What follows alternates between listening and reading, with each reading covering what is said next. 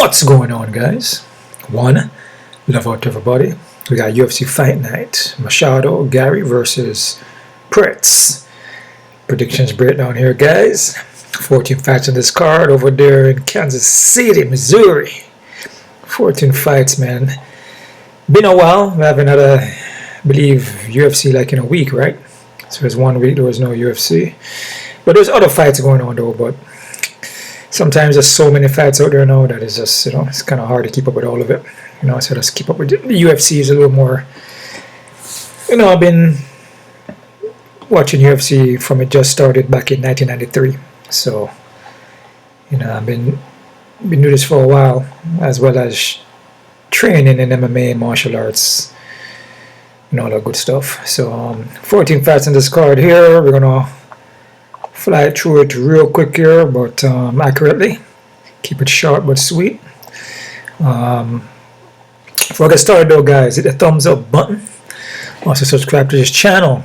Also check out the Patreon account for all the face-off prediction and prop plays. I believe I have a little thing going on with you get the first 7 days for free, right?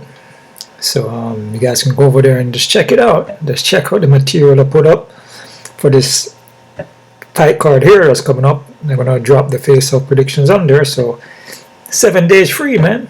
Go on there and check it out. All right. And then I also check out the PayPal. You guys can leave a donation over there. I'm having a wicked smoothie right now while I make this video. You guys can head over to Wayne Getchy also, my other channel. Over there, I make smoothies, juices, more natural foods for healing, right? Because your health is your wealth. So you guys have any imbalances in the body, dealing with any, could be diabetes, high blood pressure, and so forth. I'm not saying I'm a doctor or anything like that, but give you guys some tips on that, man. Get you guys back in shape, all right? Along with exercises too. Because remember, movement is healing, all right? So we're gonna fly through that real quick here, but sweet. Keep it short but sweet, right? Like this smoothie. So first fight here, we got Chelsea Chandler versus Joselyne Edwards.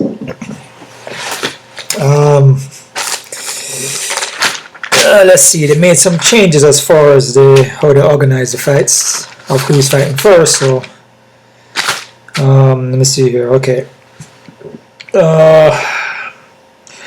Chandler here, she's pretty wild chick, man. Very aggressive, forward pressure on you, but she's very hittable though, especially when she's coming forward. She walks into a lot of shots, but she's very aggressive, right? We'll tie you up in the clinch and also work from the clinch, kind of try to muscle you around, right? But as far as overall skill set, she probably more want to get you to the ground than to stand up and strike, because I feel her striking is still in development stage, right? And like I said, and sometimes with being in that development stage of her striking, she doesn't throw as much, so she can get kind of low volume in that. But she looks to like be just total aggression, push forward, right? She kind of make it dirty. Our opponent here, Edwards. Edwards is gonna have a 2-inch of reach, and Edwards is high volume, man. She goes in there, punch, kick, and actually she has been improving. Every fight, even the one she loses, she's getting better and better each fight. Very physically strong though, especially in the clinch. So this could be a fight where Chelsea Chandler could be in some issues, because now I feel Joselyne, in my opinion, could be the physically stronger person here. The face-off will also shows that a lot. Let me see here. Like I said, she will let her punches and kicks go. And she will also look for the takedown. Like I said, her game has been improving. So before she was more like striking more, and you could probably get her down. Now her takedown defense is a lot better, and she will also go for the takedown, and she's very powerful with it. Like I said, I feel she's a more physically stronger woman here, right? But again, we're dealing with a woman fight, guys. So what we say about woman fight, even some of the guys, so not gonna be biased or nothing like that. But I'm saying sometimes with a lot of the women fights, or some of them, they would drop the ball. I'm liking judgment, in other words. But like I said, Chandler could come in here and just keep pushing a high pace, and possibly Chandler could be the more stronger, like as far as physically. But we know it's a skill set that determines the fight. And the woman with the better skill set and the more well-rounded, I'm going to say, is Jaqueline Edwards. So I got Jaqueline Edwards by decision, guys, and 50-50, man. All right, let's keep it rolling here, guys. We got Timmy Cuba versus Roberto Romero.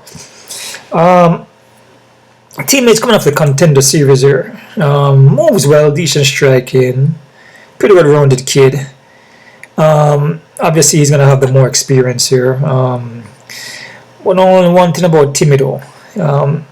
Timmy, like, he doesn't handle pressure too well. So he good when he's in the middle and he can set his range and get his timing right. And he's the one that's like sticking you at his range. You know what I'm saying? Keep it nice and clean. But once it gets kind of dirty, he doesn't really handle that too well, right? That forward pressure on him, and he can get hurt, he can get wobbled, he can get knocked down. He seems to recover well though. But like I said, he likes a clean fight, and you know, we see a lot in this cage. It's cage fighting, so you know, depending on the person that you're fighting, you know, you may be able to keep it clean for a little while.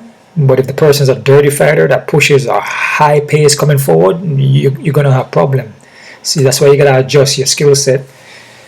Not to say that you need to brawl, but you need to be prepared for guys that's going to come in there just pushing a high pace, swinging, and this doesn't stop.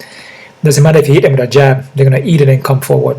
Kind of like a Darren Elkins, but we see what happened to Darren Elkins though over years of getting touched up.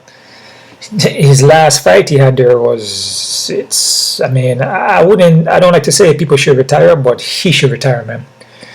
So that was horrible. He didn't. I mean, even on the scale, you know, this. Even the way how Dana White was looking at him. If you go back and watch the face-offs, Dana White usually looks at both fighters and have a smile, and he looks at both guys, you know, just have a smile and kind of checking them out to see, you know, because he's also reading the fight too. He's like reading the body languages. Dana White only looked at Darren Elkins, and like he had a look of disgust, like a look of, man, why am I letting this guy fight anymore? Like, what is he doing here? Like, why am I putting this guy in the cage? I think I'm making a mistake here. I guarantee you that's Darren Elkins' last fight. Just the way how Dana White looked at him. Dana White didn't even look at Juicy J. He didn't even look at Juicy J, and he usually looked back and forth. He only looked at Darren Elkins and like, damn, what the hell am I doing here, man? Why am I making this guy fight in the year? He looks like he's gonna pass out. Like, he didn't look good, man. He didn't look good at the scale at all. That was 100% Juicy J win, and Dana White saw that. So I'm feeling that's the last time you're gonna see him in there, man. And the fight was just, gosh, man. That's from the years of taking damage. He has it on his chest. His nickname is Damage. You can't take hits like, remember guys, you can't keep taking hits at all. You should avoid the hitting and do the hitting, and you gotta avoid getting hit in the head. I mean, I know it's kind of hard, but avoid taking damage to the head, because once you take a ton of damage to the head, then your brain get rattled. You got scar tissue. Your brain is a motherboard. That's what has all the memory and everything, you know. It's part of the consciousness. Once that gets damaged, man, you're screwed. Of consistent abuse, you're screwed. You know what I mean? You're gonna be slow. Your timing is off. You just look. You're just gonna look like a zombie in there. All right. So, Timmy here, like what I say, kind of off the subject there for a little bit. Like I said, he can get wobbled and hurt in the foot. His opponent here, though, Roberto actually doesn't look bad, man. But he does kind of slow down though. But from what I see, he's quick with his kicks, aggressive, he's durable. Look good against David Onama, which David Onama is a pretty good fighter to be looking good against. He actually almost finished David Onama in that first round. He almost finished David Onama, man. And David Onama Oh yeah, I almost finished David Onama, and Roberto was on a short notice, so he wasn't even a full camp. The kid is well-rounded, decent striking, and has a dog, man. Has a pressure on a dog, which I feel Timmy not gonna be able to handle that dog. So and overall, I feel Roberto is pretty skilled as well. Timmy may be a little bit more technical with the hands, but Roberto put the dog on him with the skills, you know, because not only just being aggressive, you're gonna have the skills too. And I feel Roberto has the skills. I'm gonna go with Roberto here, guys. I'm gonna say Roberto by decision, but it's 50-50, guys. All right. Next fighter, we got Jaqueline Amorim versus Poliana Viviana. All right. Jaqueline here, coming from ATT Coconut Creek, which that was a gym that I did some training at, along, you know, with training with Wilson Govera, if you guys don't know. So all those guys like, you know, like Pitbull Alvarez, who else was there? I forgot the guys over there. Mike Bocek. I think Mike Bocek was also there. I can't remember the guys' name. Who was there? Who else was there? A bunch of people were there. I just can't remember. It's been a while, man. I used to train there though. And then also trained with Wilson Govera, which you guys probably know Wilson Govera. So who else was at that gym, man? America at the time that I was training there. I think what's that guy name? I can't remember the names, guys. I can't really remember, but I used to go to Coconut Creek and train. Jaqueline is going to be at Coconut. She trains at Coconut Creek. 7 by submission BJJ is her thing, and Coconut Creek, you know, the ATT is great for, you know, it's good for making game plans as far as like taking your ground game to that next level. You know, so they're gonna, and also your striking too. So it's a combination, but they're more with the wrestling on the ground. But also the striking also good. But they'll set game plans though, just for you to get a win. You know what I'm saying? Which is a good thing. But she wants a submission though. Striking is kind of up and down still. But she will look for the takedown and will look to wrestle. Definitely look for the submission in the first round. She will also gas out, so she's more like, will push a high pace in her first just to get the submission. If you can see a lot of these on this card, a lot of these people are all first round finishers, man.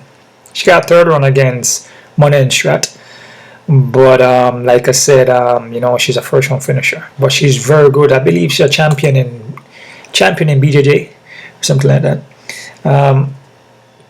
And especially at Coconut Creek. So most of the Coconut Creek guys are ATT, I should say ATT, not Coconut Creek, American Top Team. Most of those guys, you know, they usually come out winning. Like I said, it's a very good camp. Poliana Viviana here, she starts good. Your striking is pretty good. She starts well, you know, very quick. She will counter strike, come forward, very aggressive.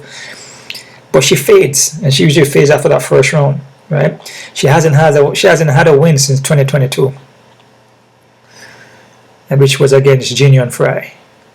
So she's technical with the striking though. Like she's pretty good, man. I mean, I like how she's striking there. She looks very good, but she fades, and when she fades, you can take her down. And there's sometimes she'll fade even in the first round, like close to the end of the first, she start to fade out. Then you can take her down. She just drop the ball. You can submit her.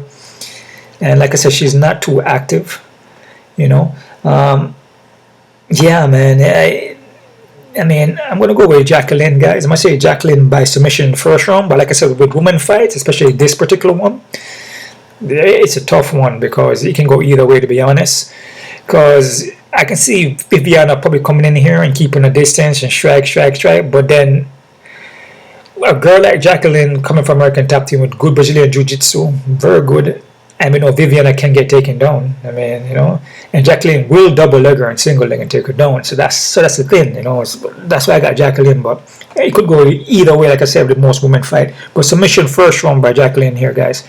Let's take a quick look at the odds here, man. So I'd have to do the odd breakdown thingy, you know. Odd breakdown thingy. Let's look at those 3 fights. Yeah, man, let's see. Okay, right here, Jaqueline, negative. Oh, guys are bananas and nuts. bananas, nuts, and peaches and grapes. Bro, man. No. Especially for a woman fight. If it's not Amanda Nunes or Chichenko, I don't know, dude. 850? No way. Viviana still has a chance to win. Even though, like I said, she can get taken down and she does fade, so you kind of odds is like, it should be right.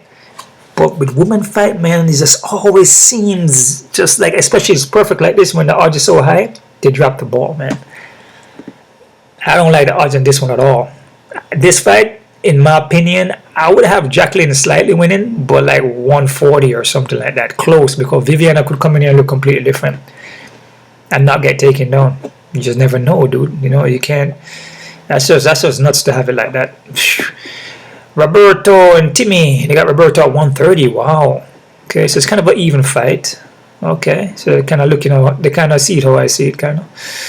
Joselyne Edwards 2-9. No. See, again. Especially this fight here against Joselyne and Chandler, you know, this is like kind of like it's not really a low level fight, but it's there, you know what I mean? So having Joselyne Edwards at 300 or something, you shouldn't do that, man, because Chandler is kind of wild and have a little dog in her, and you just, you just never know. You can't have it so, like, Joselyne so high, bro, because she will drop the ball. She will drop the ball. Just saying, she will drop the ball, man. All right. So don't feel for me that Chandler can't. Like I'm saying, with women fights, you gotta be very careful, especially when you see the odds like that. All right. I disagree with that, man. But yeah, so I got Jaqueline by submission first round here, guys. Next fight we got Cameron Salmon versus Malcolm Wellmaker. Cameron here. Cameron still a good prospect. Very technical kid, but I noticed something about him though, which I never noticed from before. He is hittable and can get hurt on the feet and can be muscled around. So if you just have a little bit of physical attributes, maybe athleticism, strength advantage kind of, but you still have the skills, you can muscle him around. And that's the big problem here. That's what happened to him with Christian Rodriguez, and definitely Peyton Talbot muscled him around. I feel Malcolm Wellmaker can do the same thing to him, man. Even though it's coming from Contender Series, and this is his first time, which I don't like just going for guys straight from Contender Series, because especially, and also they're undefeated. That's a formula for them to drop the ball always, man. We see that 7-0, 8-0, and they lose, and it's a good example because. Look at a guy like Cameron, which Cameron has a little experience on his belt and fought a couple times and lost. This guy is just making his debut into the UFC. But what I see from Malcolm, I mean, head can be up at time, you know, his defense, he is hittable. Drops his hand in front of you, you know, just does little things, you know. But he hits like a truck though, and he's durable. And he's raw power, man. He hits like a truck, he's have a 4-inch reach. And 2-inch height, and like I said, bigger frame, reach and height, bully mentality, push forward, and strength advantage. That's what, you know, we look at Cameron, he struggles with that, you know, with getting pushed around. So I'm gonna go with Malcolm Wellmaker. I'm gonna say Malcolm Wellmaker by KOTK in the first round. I'm not confident though. All right, because like I said, 8-0 Malcolm. Exactly, and Cameron beat him. All right. So we see this all the time, man. Especially guys from Contender Series. Guys from Contender Series, man. Next fight, Damon Blackshear versus Antela Gaheli. I think I pronounced that right. I was gonna say Heli. Fly through these real fast here, guys, but accurately. I think I put it at first. I'm just going through my notes here, guys. Sorry about that. Damon Blackshear here, guys.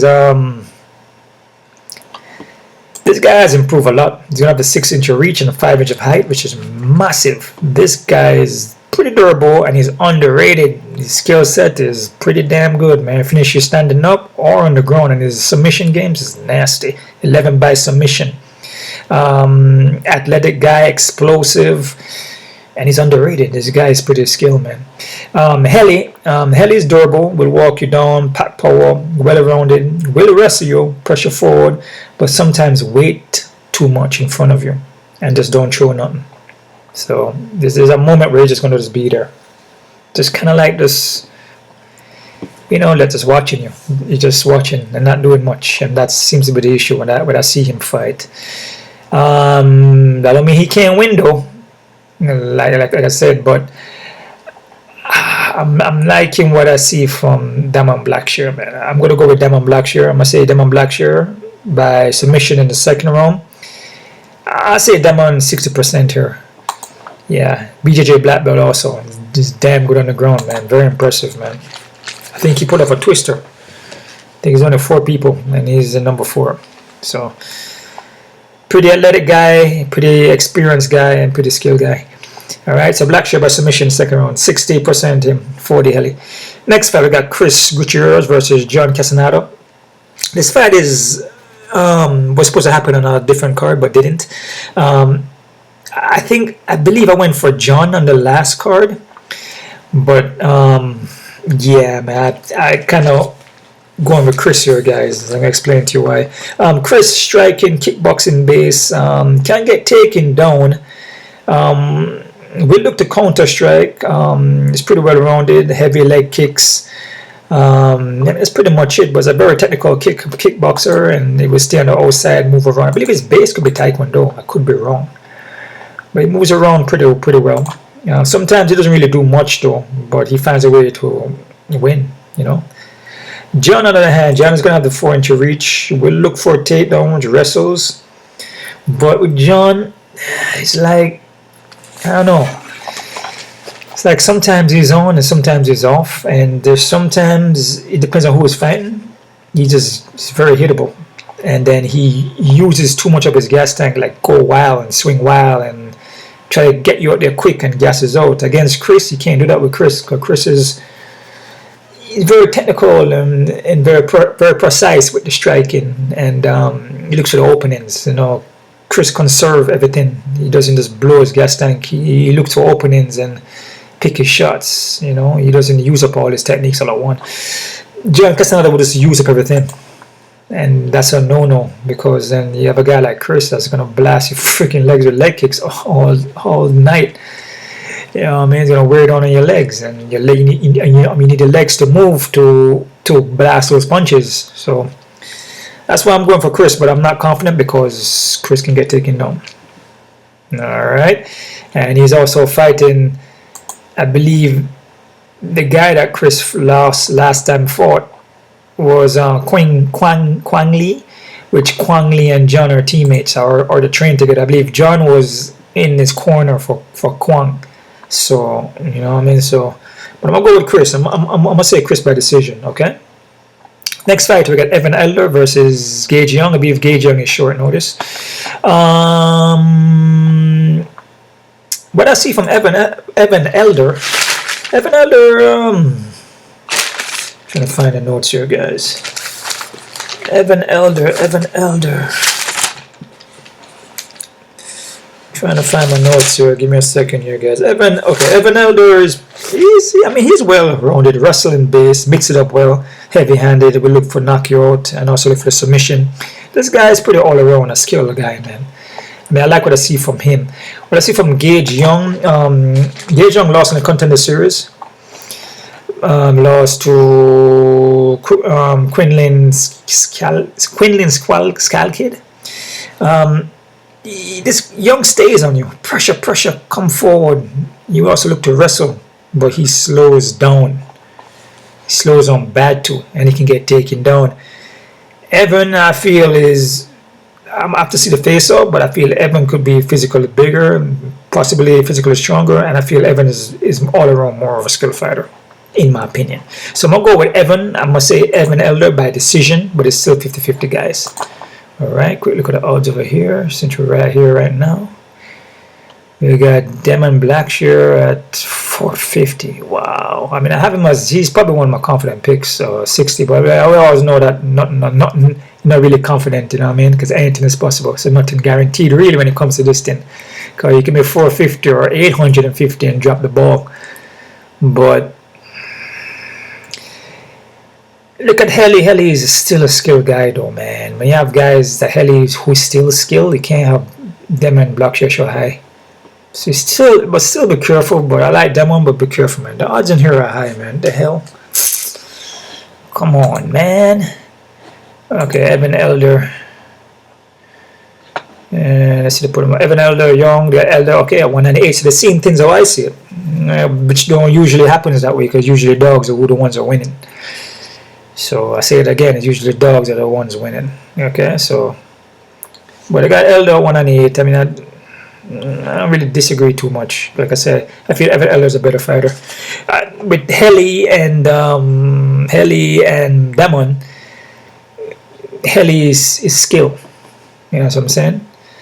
So when you look at the opponent here in Gage Young, I just feel like there's just a lot more holes. You know what I'm saying? So that's why I say Damon and Helly is a little more closer fight. So it shouldn't be so high for Damon. I should have Damon as a favorite, but I would have him so high.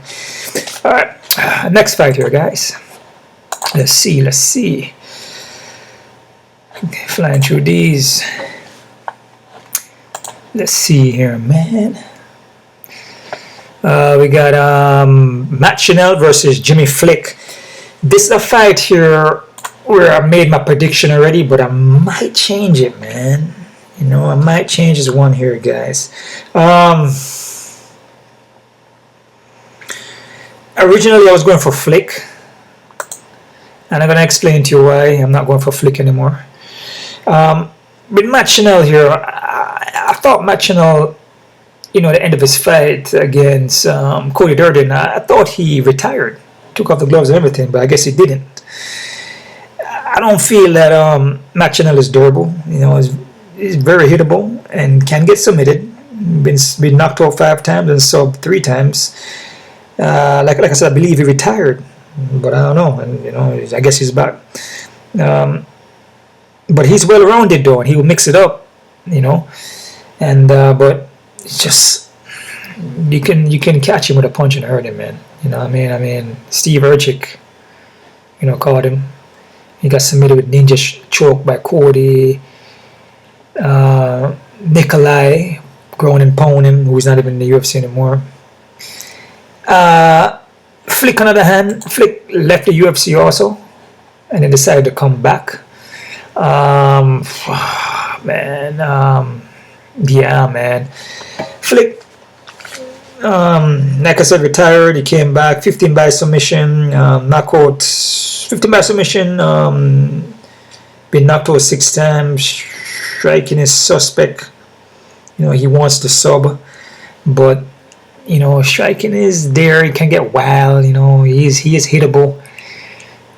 But he will submit you though. He's nasty on the ground, and Matt Schnell can get submitted, man. But there's something here telling me that, man, Matt Schnell is a better pick to make because I feel Matt Schnell is more well-rounded. Yeah, I feel Matt Schnell is more well-rounded, but you can get caught in a submission. I'm just gonna go with Matt, dude. I'm not gonna sit here and blow my mind. I'm gonna go with Matt by decision, guys. 50-50. If Flick wins, it will be submission, but in the second. If Flick wins, but I'm changing that. I just have this gut feeling inside of me that Matt is gonna win. So I don't feel Flick left UFC, wasn't so active. He relies a lot on the submission. I don't think he has any by knockout. And you know what I'm saying? So it's like it kind of favors Matt Schnell, you know, because it's like, okay, you're not fighting a guy that can hurt you in the foot. Possible. It's possible that he's not gonna get hurt. You know, there's a possibility, but you know, I mean, you know, anything can happen, right? And then when it comes to the ground, Flick has a chance to submit him, but Matt Schnell has a little ground game too. So, yeah, I just go Matt by decision, guys. I'm gonna no stress over here, man. Next fight, we got Ikram Aliskerov versus Andre Muniz. With Ikram here, very well-rounded guy, Samba background. We look for takedown, we look for submissions.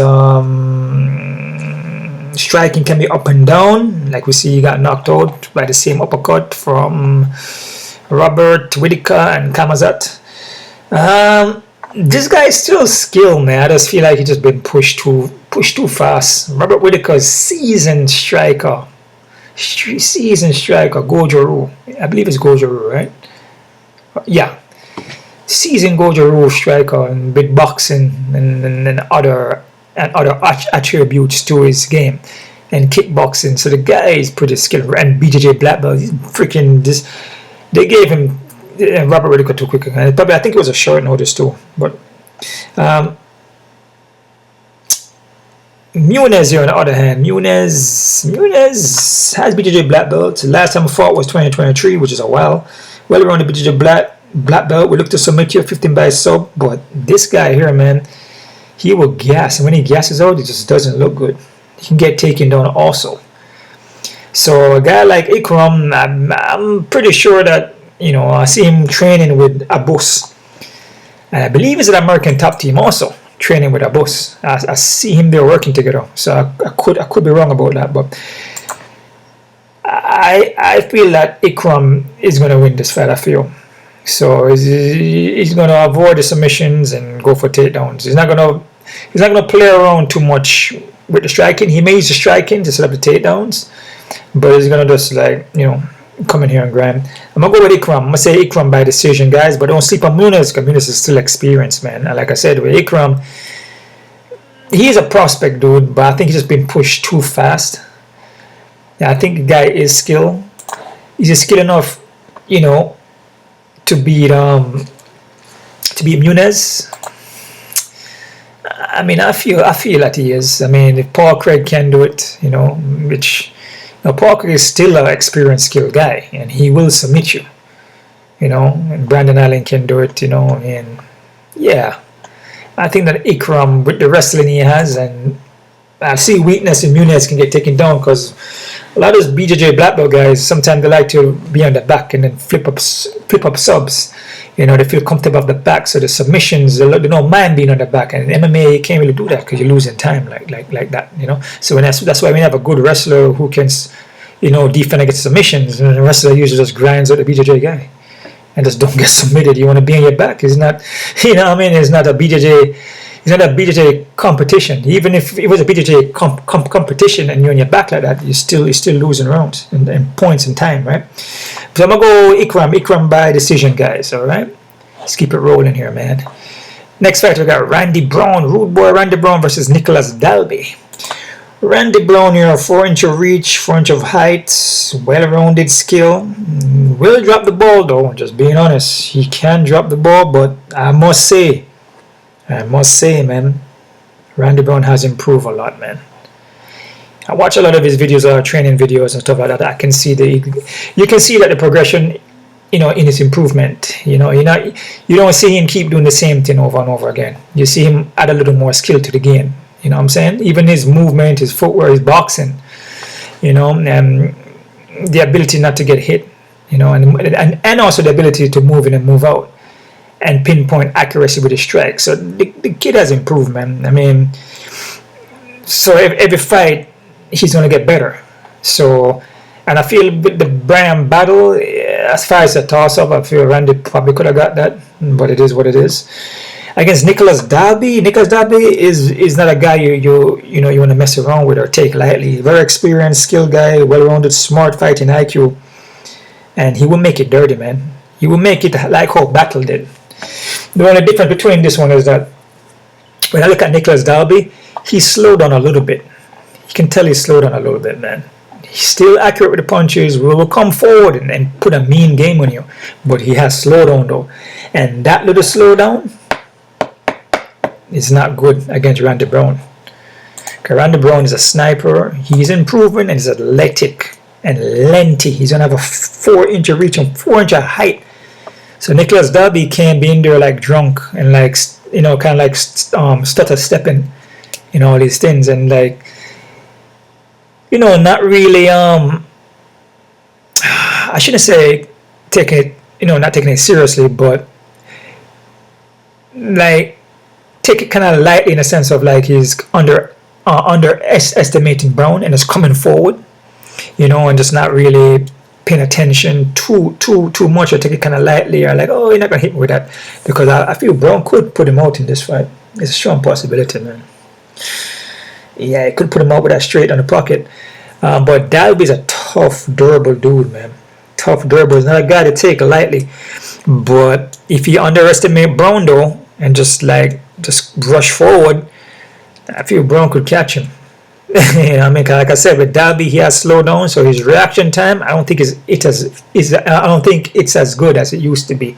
He's a little more hittable, dude. It's a lot more hittable, dude, and he freezes when he get hit.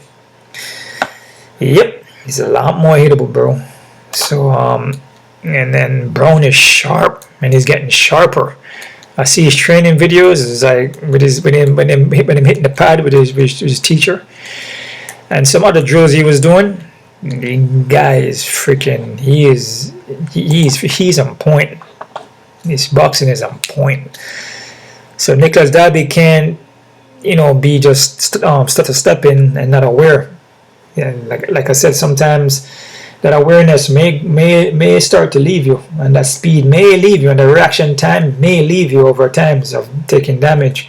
So, but I'm going to go Randy Brown on this one, guys. I'm going to go Randy Brown by decision. It could be a split decision, and also could be a finish by Randy Brown. So, you can also look out for that. But I'm going to say Randy Brown by decision. All right? Next fight, we got Mikhail Pereira versus Abusupiyan Magomedov. Mikhail Pereira. It's the next guy here who is well-rounded, explosive, athletic, skilled, blitzer, sprinter. Blitzer. When I call him a blitzer and a sprinter, because that's what he does. He sprints for the finish, bro. Yeah, he sprints for the finish, and the reason why he does that because he can't go long distance. He will gas out. First round guillotine. Has some decisions here. He has a couple of decision fights, but in 3 rounds though. Put him in a 5-round fight. He may look a little better. Which this is going to be a 3-round fight, so it should benefit him in this fight. But like I said, he will fade, especially if the guy is also skilled. I look at a boss, and a boss is actually skilled, man. A boss is actually skilled. Very technical guy, striking, rangy. So he's not a guy that you can take lightly like that, And he's going to have the 5-inch of, I believe he got a 5-inch of reach, right? Yeah, he's going to have a 5-inch of reach in this fight. The thing about Mikhail Pereira here is that Mikhail Pereira is, sometimes it's just like, he sprints so hard to get the finish, and if he doesn't get it, he just doesn't look good the rest of the fight, man. And that's the issue. And I also feel that one of the biggest thing about Abus, very technical guy, well-rounded, he has improved. Especially, let me see here. He has improved after, hold on. He has improved after he fought,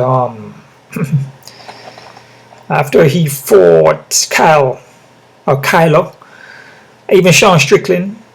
He has improved in the fight against Wally Alvarez and Bruno. I can see that his conditioning got better, and also he's implemented more takedowns, which this is the big issue with the takedowns from this guy here. Mikhail Pereira can get taken down. If he doesn't go in there and blitz in the first round, and with a guy that can get the takedowns, and I say a boss has a body, Mikhail Pereira is really you should fight at 170. So, yeah, man. Yeah. And, quick finish. I feel Mikhail can come in and get a quick finish. Strong possibility. Because our boss can be hittable. But what happens if Mikhail cannot hit him or knock him out in that first round? That's a big issue. And a guy like a boss is skilled. It's not like he's not skilled. He's not like a can. The guy can strike. You see? I'm liking a boss on this one. I'm going to say a boss by decision, but it's 50-50, guys. Quick look at the odds here, so we're working with. Got a boss as underdog. I figured they would do that. Because looking at this fight, it's a 3-round fight. It fits Mikhail. 5-round fight, definitely not. But 3-round, he can come in here and maybe sprint first and get the finish. And if he doesn't sprint first and get the finish, he may have some little gas left in the second to kind of push it to the third and maybe get a decision. So that's what they're probably looking at. But I just feel Abbas is going to just dominate and take him down in this fight and possibly beat him up. And once Abbas take him down and beat him up, he's more wear on his gas tank. So 3-round fight, but he's going to feel like he's in the fort. Because now he's moving a lot more than he usually does. When he moves a lot more than he usually does, especially when he's being pressured. He will get tired. All right. So the reason why I'm going for a bust because he's also a skilled guy and he has a wrestling to get the takedowns. So I go a bust by decision, guys. And I'm not confident at all because Mika Pereira come in there and blitz him, not finish him in the first round. It's a possibility. Next fight we got Giga Chikati versus David Namo. Giga karate base, I believe. I want to say Goju-Ryu, but with Giga will also fade. Has good striking, very technical guy, sniper like. Drone has gotten better too. It's a guy that was in a contender. I actually lost a contender series because he couldn't stop a takedown, and then he has improved. David Namo, on the other hand, David Namo is a zombie, skilled guy, durable, and will not stop. So Giga gonna have to get this guy out in the first. That's gonna be like a lot of these fights. It's like the matchups on these cards is that the person that they're matching up with has to finish them in the first. Unless it goes into later rounds, it could be a problem. Because with Namo will strike with you, but then he will also wrestle you and keep coming forward and grind. And with Giga, he doesn't handle that well, you know. And Namo will mix it up. Can get hurt on the foot, but he recover. He's sometimes a slow starter too in that first. You know, will even get hurt and almost get finished. But I don't think Giga's going to finish him though. And I just feel that, damn, just me saying that, I just see Giga hitting him with a head kick. Oh man. See Giga hitting him with a Machado Garry to the head, man. That's a strong possibility, bro. Because David Namo is hittable, bro. But if he hit him and the thing about it, David Namo will get wobbled in that first. Bad. Look like, and all depends on the judge and on the referee, man. All depends on the referee, bro. Who the referee want to actually win. Because there's a lot of fights, you know, they will let it go longer. And there's fights where the guys just get touched and slight wobble. Okay, the fight's over. So I don't know, man. I'm gonna go with David Namo, man. I just feel David Namo is just a more well-rounded guy, but Giga touches him 1 or 2 times, it could be over if he can. I must say Namo by decision, guys. 50-50. Next fight we got, and damn, is River up here already? That's pretty fast. Damn, we're ready at the co-main event. We got Anthony Smith versus Mig Zhang. Anthony Smith is the next guy here that I thought retired, man. But I believe this is going to be his retirement fight, though, and he actually said that. Not durable, but he kind of... not durable, but he kind of is.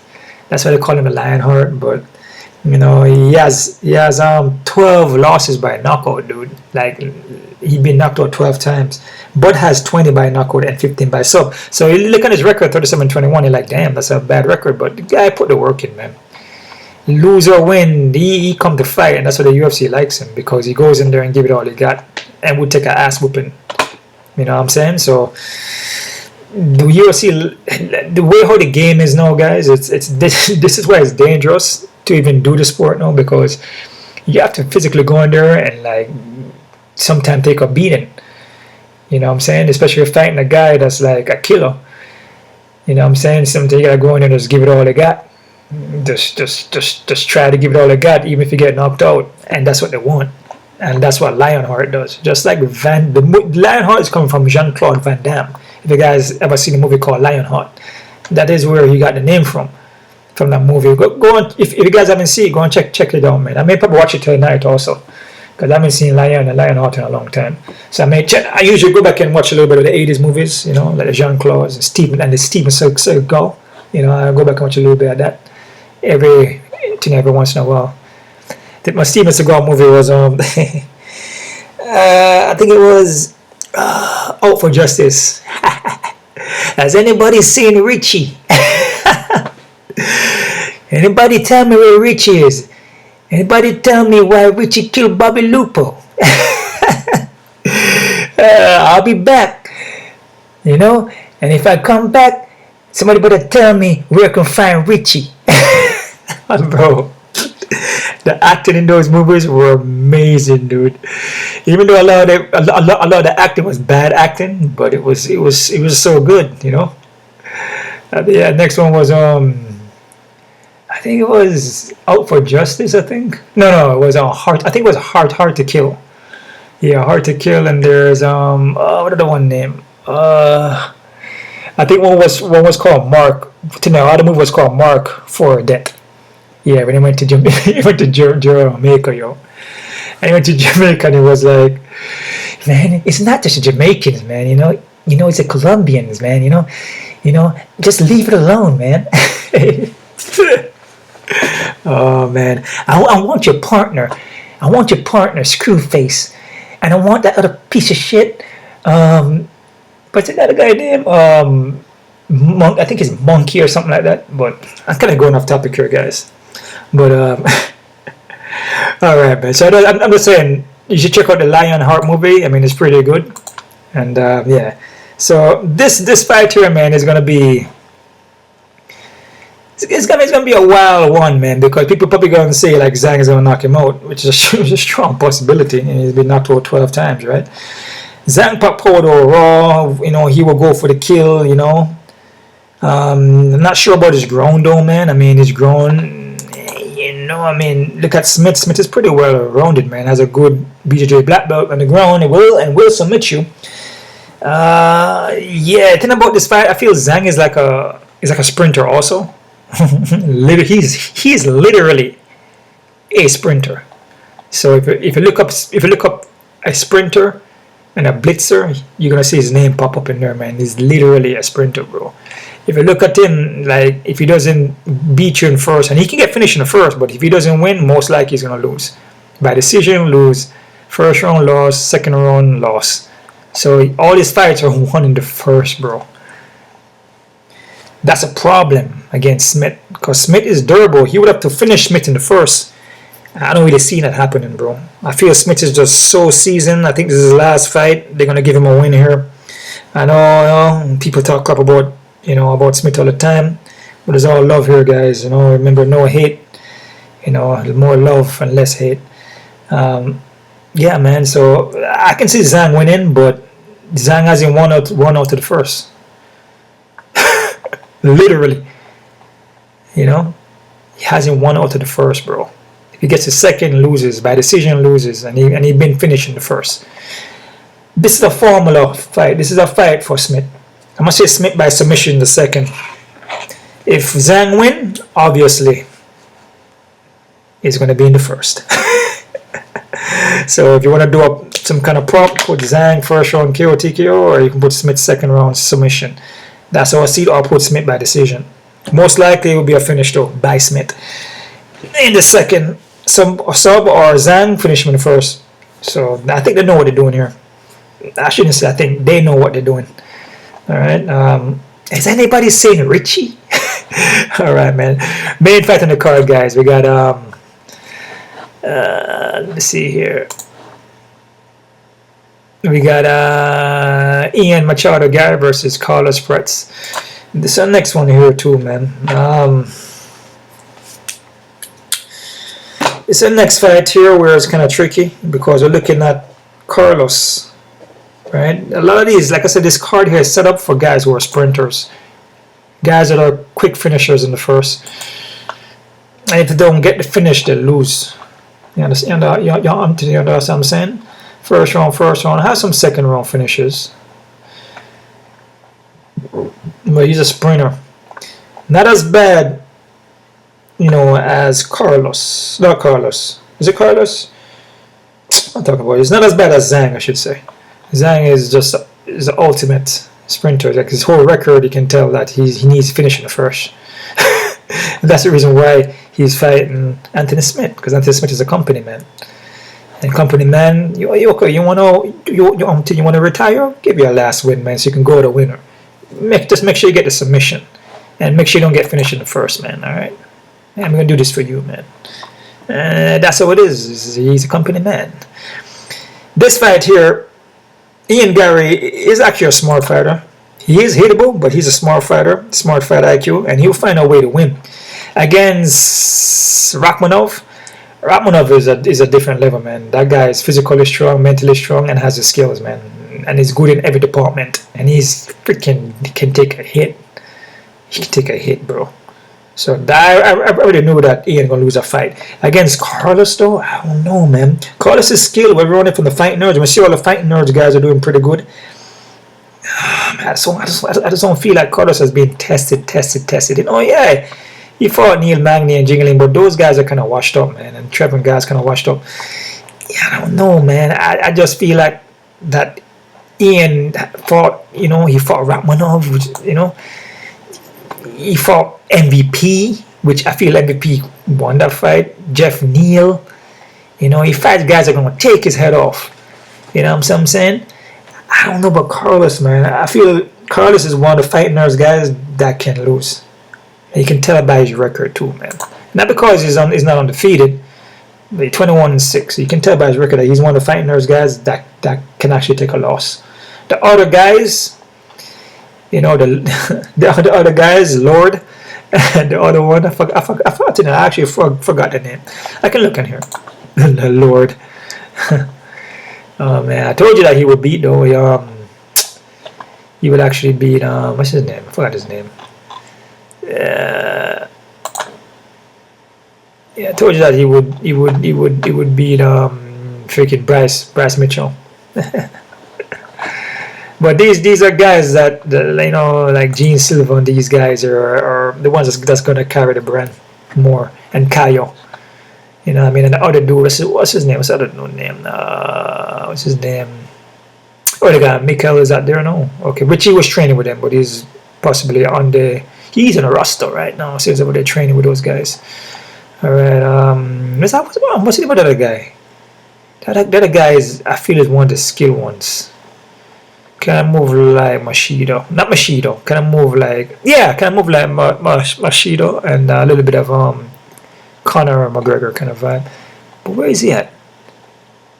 Denis, Tayo, Lucas, Kayo, Lord Silva, Mauricio Rufi.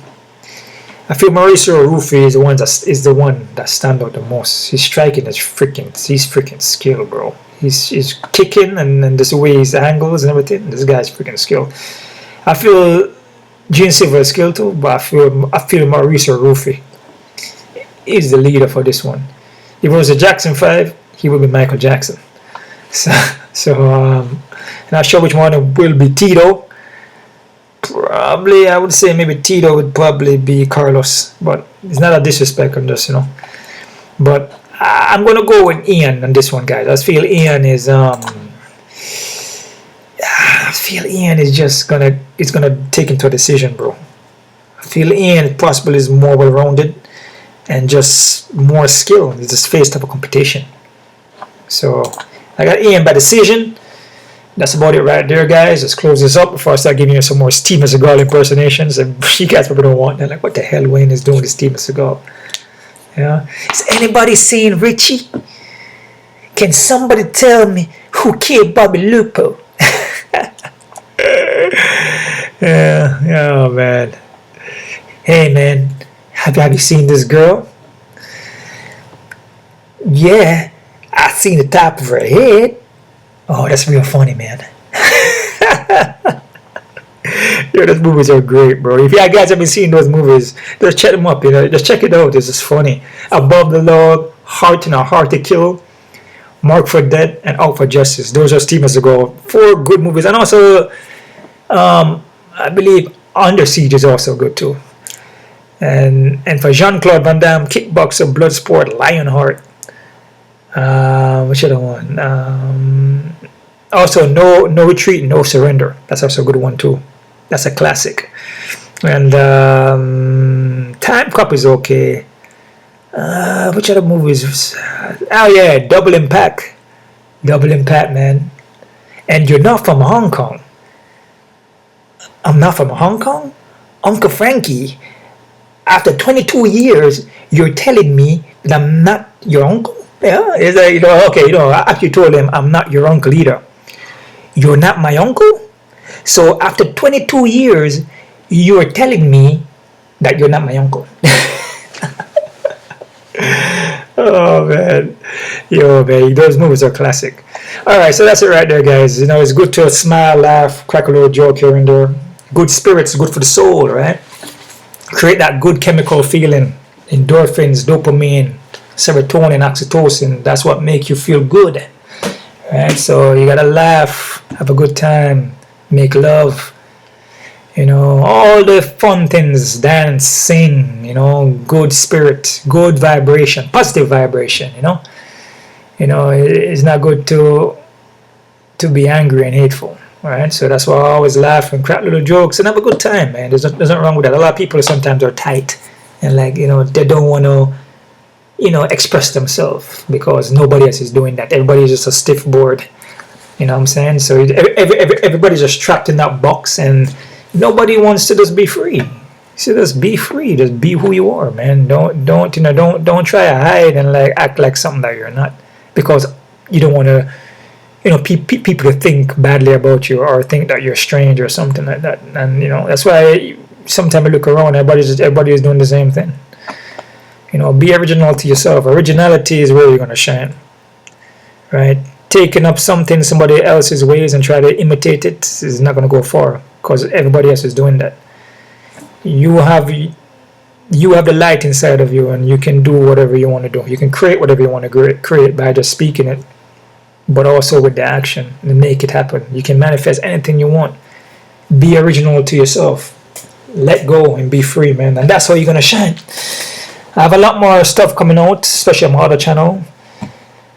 Got some upcoming things I'm going to be working on. So check out Wayne Gitchy, man. I got a lot more stuff is going to be happening over there. So also on the, you know, on the betting sports channel here too.